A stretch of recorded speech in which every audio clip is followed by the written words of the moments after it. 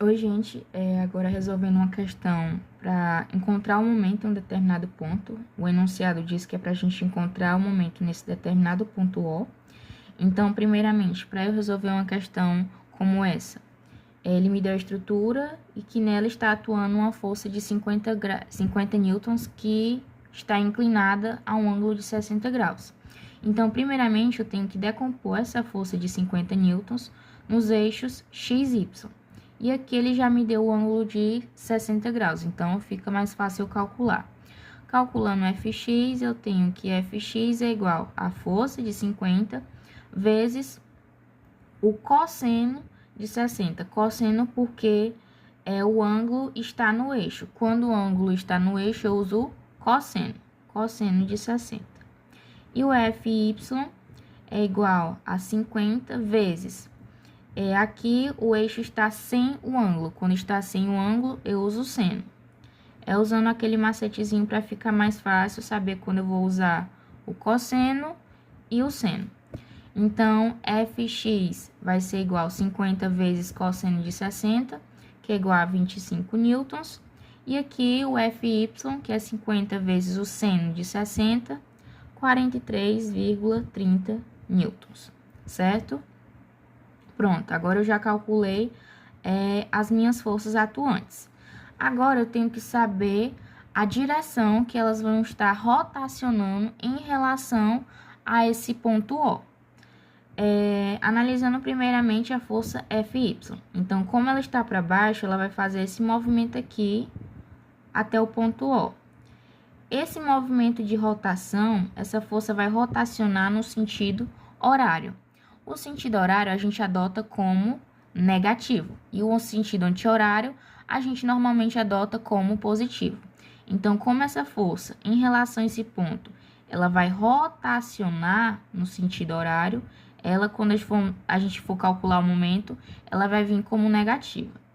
Já essa força Fx, eu vou trazer ela para cá, só representar ela aqui, e ela vai fazer esse movimento de rotação até o ponto O. Então, esse movimento aqui, ela vai estar rotacionando no sentido anti-horário. Sentido anti-horário vai ser positivo. Então, a gente já descobriu que essa força rotaciona no sentido horário, negativo, e essa força no sentido anti-horário, positivo, ok? Agora aqui, a gente precisa encontrar a distância de cada uma dessas forças em relação a esse ponto. Essa força Fy, ela está a essa distância aqui. Só que a gente tem apenas dois trechos, o valor de dois trechos, que é esse aqui que vale 100 milímetros, esse outro trecho que vale 100 milímetros, mas está faltando esse trecho aqui, que eu não sei qual é, mas eu vou chamar ele de X.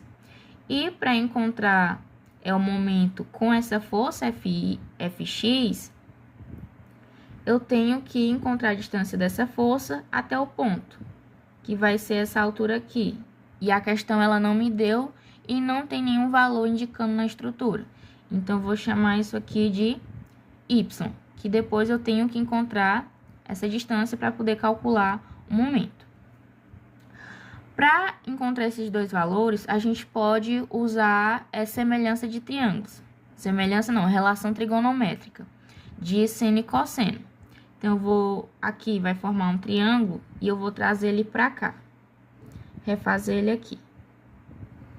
Aqui eu tenho a dimensão da peça, que é de 200 milímetros, que vai ser a minha hipotenusa. O ângulo de 45 graus. A minha distância x e minha altura y. Para encontrar o x, eu vou usar a relação de cosseno, onde o cosseno de 45 é igual ao cateto adjacente ao ângulo, que é x, sobre a hipotenusa.